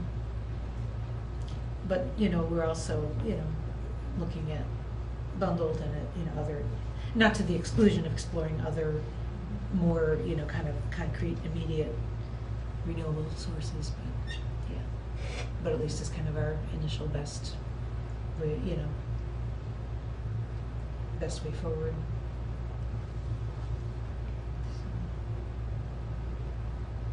I think it's a great plan. Mhm. Can it earn us money? Seriously. Why we do our transportation things. Any other items that we want to consider for this, or are we ready to send this to the committee of the whole? Is there a motion to do so? I move to send this to the committee as a whole. Is there a second? Sure, I can second that. Any further discussion? All those in favor of sending this on to the committee of the whole, signify by saying aye. Aye. Aye. Those opposed? All right. Off it goes. See what comes back.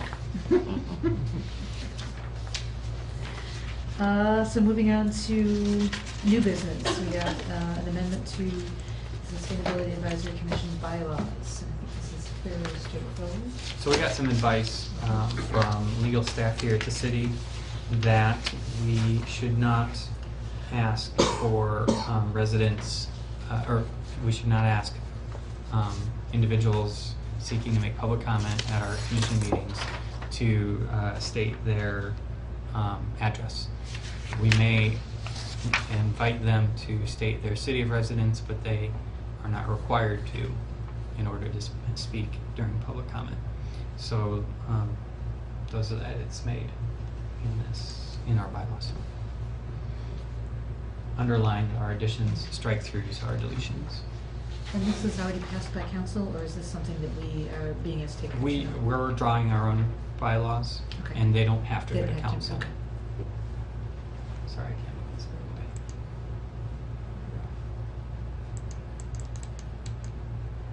I move to approve the changes. Is there a second? I'll second. Is there any discussion? All those in favor? Aye. Aye. Those opposed? All right, it's done. And our next item is, I guess just, to discuss the Long Beach Transportation Plan. I know we had our, opportunity at the joint meeting to give some input. I don't know if there was anybody who wanted to have any further discussion or, pass along any particular recommendations or comments to the city council for their deliberations. Did anyone attend Were we Monday? asked? Did the committee of the whole meet on Monday on this? They did. Yeah. Did they say much of anything? I think they approved it. Oh, okay, without, It would be good to confirm that, because there were some community rumblings that it might not happen, and I don't know. I believe it was a 5-2 vote in favor, but that's just hearsay, so. So that goes from the committee of the whole, then it goes to the council for Yeah. their approval. yeah. So if we wanted to have if we have anything to say to the council, we kind of have to speak now or forever hold our peace, or at least for the next 5 years. Mhm. Although not really, because, there was that whole idea that there might be an amendment of some sort proposed later, but. at least for the time being. I don't know if changes were made to that Curtis Road section where they were talking about changing it on the map from blue to pink. It's, Study corridor. it is now pink. It is I think they're slating it for a corridor study, Okay. which I'm not sure if they were doing that before or not. Part of it they were. I think it was like a 1 or 2 block piece that was The slated campus for the piece. study, but yeah. I And thought they then were the doing a Urbana study piece on was the in whole blue. thing. That's what they said verbally, but the document didn't reflect Oh, that I yet. see. The minutes are not posted. Okay.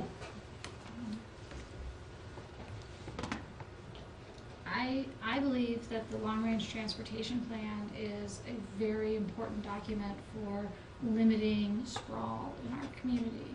And I would heartily endorse it myself as helping move our community to be more sustainable. That's my opinion, As written.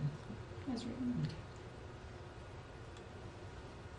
I'll be honest, not having read it closely or really parsed it superficially, the way the map appeared, still made a high capacity ring road in the community seem to be a centerpiece of the plan. Even though all the rhetoric and the coverage and stuff was talking about encouraging infill, the two things that resonated with me was that big thick colored line around the outside, and that it was, you know, specified those were probably going to be 4 lanes, they were going to be complete streets, they were probably going to be, you know, looking like Curtis Road looks in Champaign. And someone made the point about the wonderful transit grant that we got to do, what's it called, MCOR.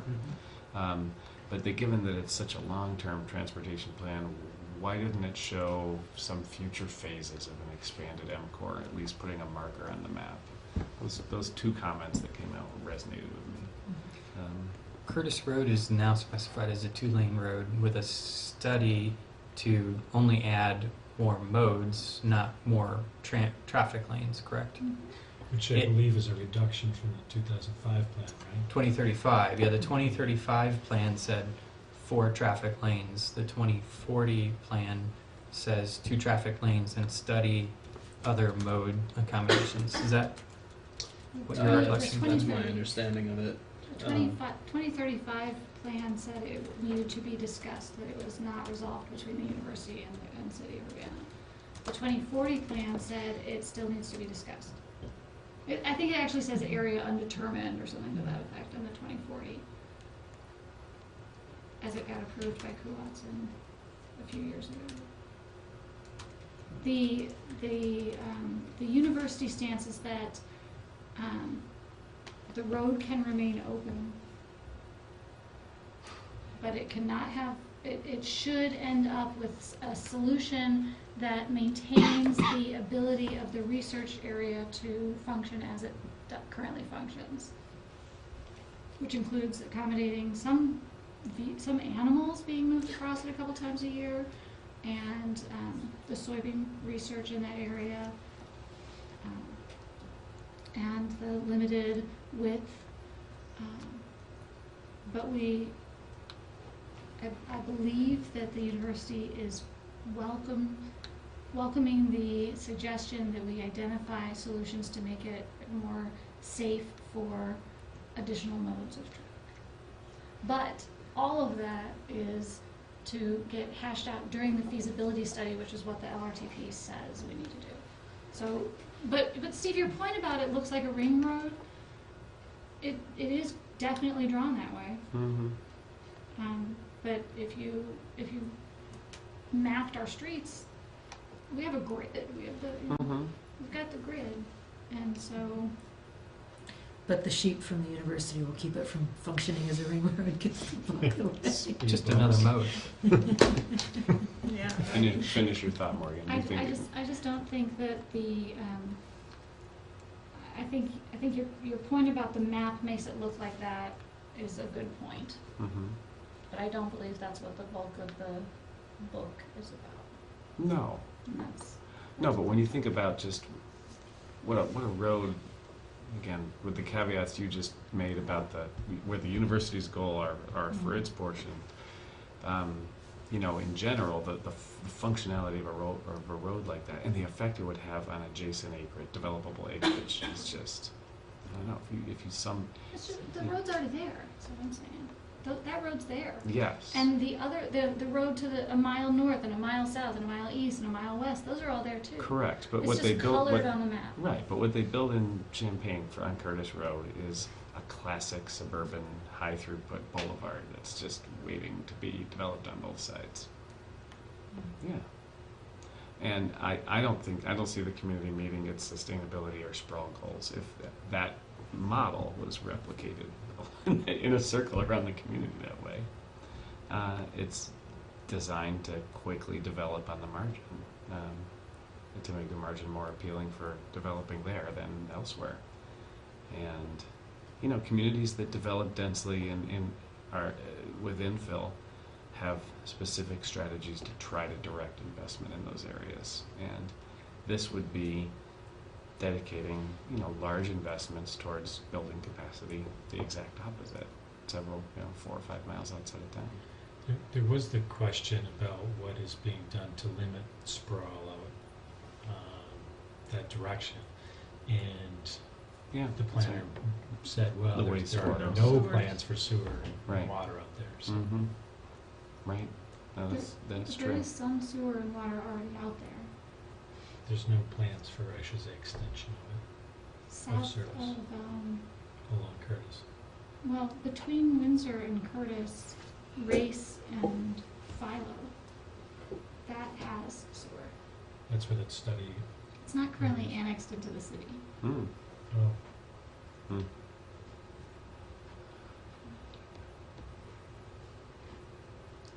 So maybe, no, I think that your points are really good. I think that, I mean, maybe we could say, well, we really like the infill aspects and the increased node shift. Mm-hmm. So I think that node shift efforts, Mm-hmm. and we do not wanna see a high volume road on a mile outside of town. Mm-hmm. We, was it Audrey who said that's what Windsor Road is supposed to be? Mm-hmm. We are investing in Windsor Road, we had to fix it because of the Yeah. concrete cancer problem. We support the infill, not the enhanced arterial roadway Mm-hmm. network here. So, I like that.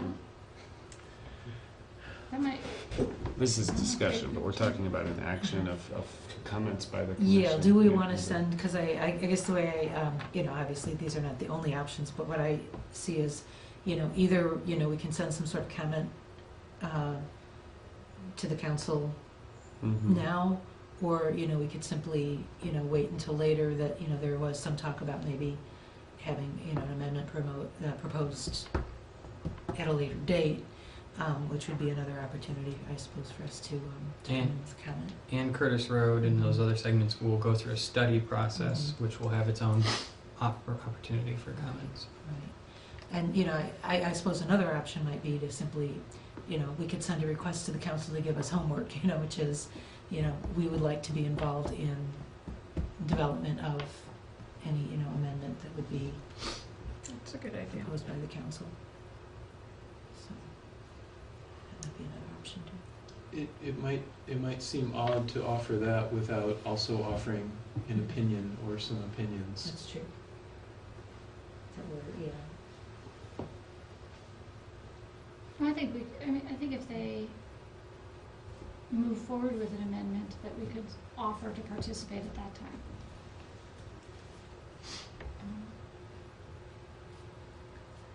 And at this point, Committee of the Whole has approved it, and it has a very short time frame for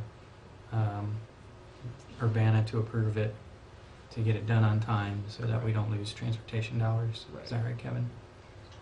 That's my understanding of it, yeah. Yeah. Do we have to send our comments to, I don't think Or we have to do Yeah, anything. we're not We don't required to have to comment do at all. It was just, this is just a, if there's a feeling, among the commission that you want to, this would be, this is kind of the last chance to do it prior to the council Right. taking a final vote on it. So, yeah. Just along the lines of, say, listing, here are some things that we liked and here are some things that we didn't like. Another, say, like, to add to that list would be, focus on complete streets. With all modes, I would add that to the list, but I would also agree with just expressing, the concern about the focus on high volume ring road, and of course they talk about having all modes, and they talk about studying it further, but I personally still think that it's fair. I mean, if we look at what high volume streets do historically and what they've done, when we look at ring roads, I think it's I like the idea of expressing concern about a heavy emphasis on that and what it could mean for sprawling development. Mhm. Does anybody want to put forward a motion?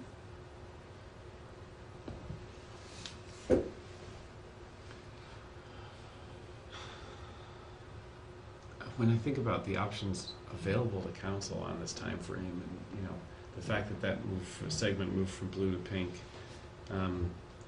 is essentially like the change that can happen to the document, and it's happening. So, what we're talking about is just sort of putting top spin on messaging. It's not going to change an outcome necessarily. So I don't know that it really matters for us to have a very finely tuned message to council on this issue. 'Cause I don't see it having a big difference. If it's a study, we can have an impact on that study as it occurs. But it doesn't mean that, otherwise the changes aren't going to result in changes in the document, as I understand it. That's at least how it seemed. That's how it seemed at our briefing, that the document had been approved by multiple bodies and that it was on a pretty tight time frame. So to that extent, I mean, I'm grateful they made the changes they did, and that did result from our study session, so I'm glad that occurred. And they were able to make those changes in time for the committee of the whole meeting.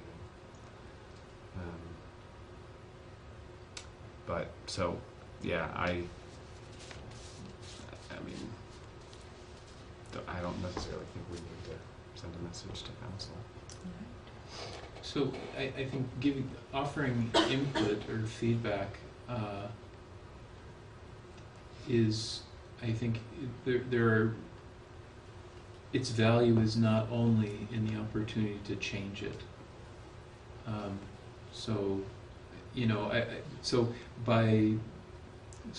One I think value of feedback, saying here are some things that we like about it, here's something that causes concern. So the city has at its disposal ability to do planning, and so if there's an opinion that says, well, we're concerned about this, maybe the time frame is passed to change this, but just another another reminder or another level of awareness that we hope that if this thing goes through, that we have a concern about, say, the ring road and sprawl, and so we hope that the city will stay conscious of this, and use its authority in planning to kind of keep that in check. So that could be an alternate purpose for offering feedback. That's true. Do you want to make a motion about it? Yeah, I'll move that we offer some feedback. Could you maybe formulate Yeah. Okay. the verbiage? Okay. Does it make sense to tie it to our vehicle miles, our efforts to minimize or reduce vehicle miles? And And- transportation sector emissions, yeah. How about if, hold on to that, and I'll see what I can put up there, and then Okay, we'll get back to that maybe. okay. So maybe, okay, so from the draft long-range transportation plan, SAC appreciates the focus on infill development, transit, complete streets. Was there another one? I was confused. Well, we can just hold that for now. Mode shift and mode shift. And mode shift. And expresses concern about potential for sprawling development, with Potential for, potential associated with Ring Road. potential For sprawl development development. associated with. A high volume Ring Road.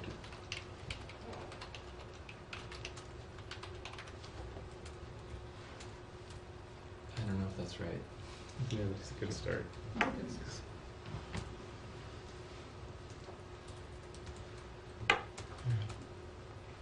All right, is there a second? Well, Okay. where it says "and expresses," what if it said "while expressing"?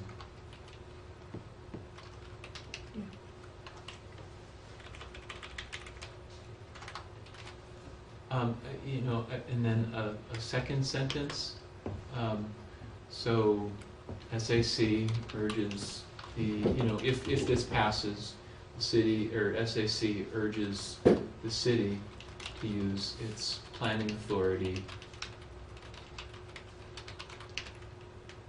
to limit excessive sprawling development potential.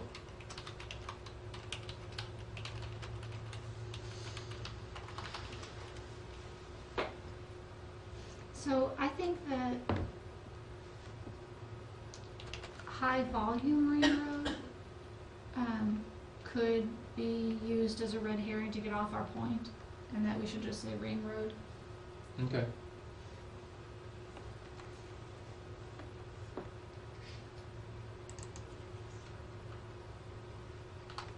And I like that Todd said, if this passes, SAC urges.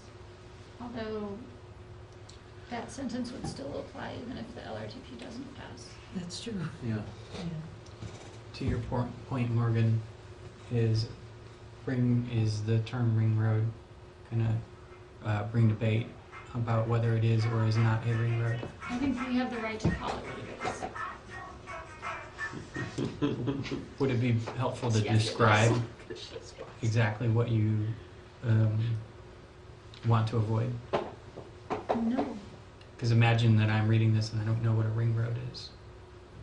Look it up. Do we have anybody Oh, else? that's who doesn't know? Yeah, What do you mean? Oh, do you mean, I thought you were talking about the council members.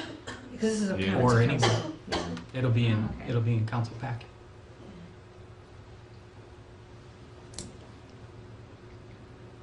So what is the problem with a ring road?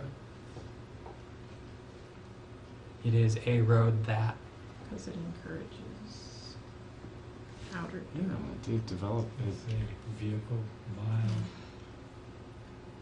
Okay, so that's a second sentence in a 3-sentence thing. what I'm getting at is instead of saying ring road, a road that does what that you don't like. Encourages vehicle miles on the vehicles traveling on the outskirts of town. Encourage Most people development. do know what Ring Road is, because, you know, there's that whole thing like the Beltway. I mean, people are pretty familiar with what that is, or I think anybody who's, you know, like you're going to Chicago and you, I think kind of- some What if we said transportation make planners will proposed- say it's not a ring road. What if we said, Because it's not complete yet? No, Well, let's say it's a two-lane road, we're proposing a two-lane road, it's not a ring road. Yeah, you know, And instead of debating whether it is or is not a ring road, you could just say, I agree. roads that do this Okay. around the outskirts of town. It's about being on the outside, it's about Right. moving vehicles to the outside of Right, town when we're instead of trying to keeping them encourage development on the inside of town. Sounds good. But it's your letter.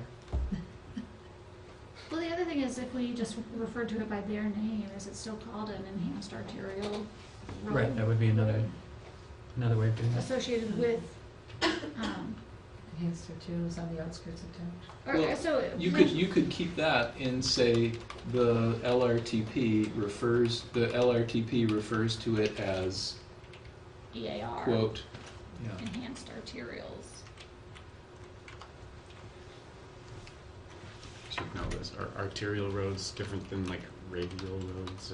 Arterial, does that mean? Arterial is actually more like, arterial is like a tree trunk. Yeah, so just So a higher arterial's volume the street. trunk, and Yeah. then collector is the middle, Right. the branches, and twigs are the local streets. Okay.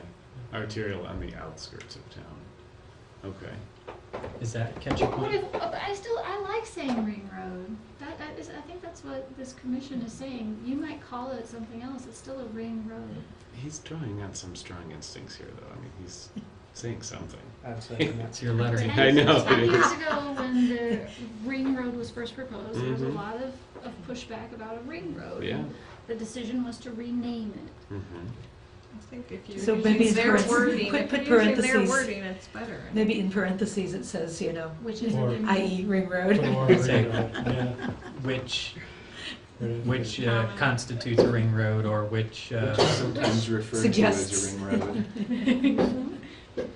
Yeah, you could do that. Put in parentheses, sometimes referred to as ring road, right after arterial road.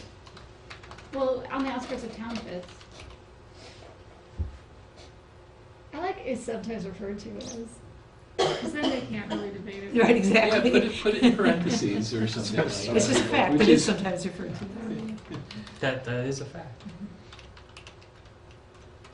And don't put it in, yeah.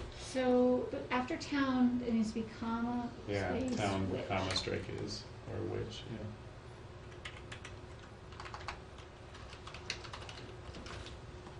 Got comma. After town. Comma, We want a comma after town. Okay. Any other changes to this before we solicit a second? So we've got a motion but not a And second. the verb doesn't agree with it, so arterial roads are referred to as ring roads. See, this is confusing. Enhanced arterial roads, which is sometimes referred Oh, to actually, as just a get rid of which ring is, road. just get rid of which is. Yeah. Because, yeah, sometimes referred to, yeah. Okay.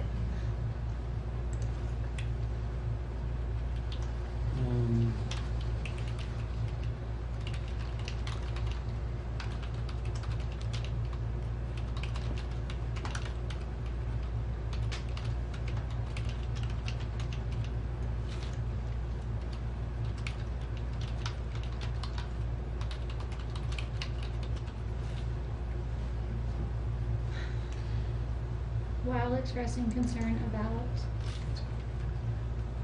the Yeah. potential for, the potential of sprawling development.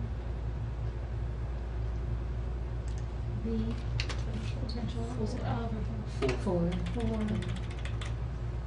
sprawling development associated with, what if you said often associated with?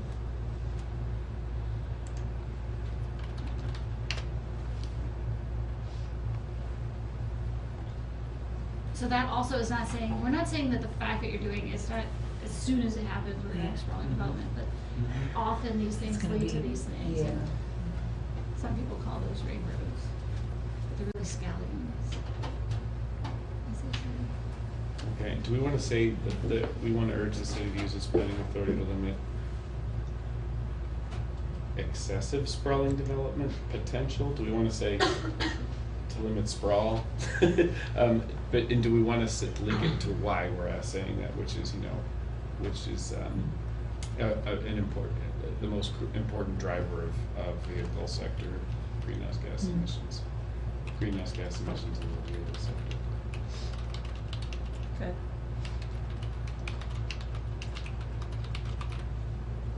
I just think expressive sprawling development potential is wordy. Yeah. So just sprawling development, delete potential, something like that? Yeah. Sprawling development.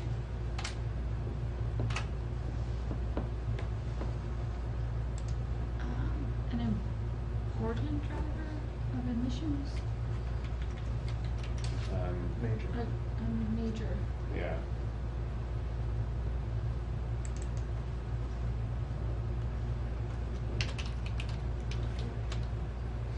Driver. Yeah. Contributor.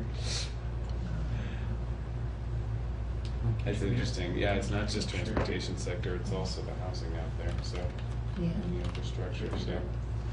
To increased. Sprawl is a contributor to increasing, or to emissions? Sprawl Major. increases emissions. Yes? Okay, looks good, all right. Is there a second? The way we wrote it, I will say. All right. Second is- Well, Okay, I might yeah, get you in got trouble. it. Thank you for rolling it back down. I'm glad we're doing it. Any further discussion? All those in favor of sending this comment to city council signify by saying aye. Aye. Those opposed? All right, let's send that along. That is the last item of new business. Move on to announcements. Does anyone have any announcements? I do have one. This coming Tuesday, November 11th, there's going to be green drinks at Pizza M in downtown Urbana. We have an event, it's co-sponsored by the Illinois Green Business Association and the Illinois chapter of USGBC. A panel discussion of EPA's new clean power plan proposal. The panelists are, I don't know how she pronounces her last name, but Cassandra Kubes, Kubes, from Midwest Energy Efficiency Alliance, Don Wibbles, who is, I know he's worked with this commission in the past, professor of atmospheric science at the U of I, and Mike Royce of the Center for Community Adaptation. So it's going to be about roughly a 45-minute panel discussion, question, answer, and of course drinks, and it's at Pizza M, so there'll be good people. What time is Pizza that, there, too. Maria? It is from 5:30 to 7:30.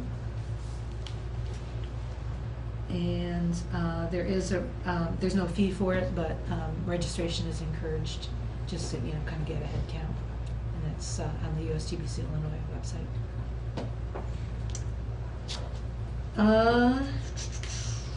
Do we have a motion to adjourn? Motion to adjourn. You sure? Second. All those in favor? Aye.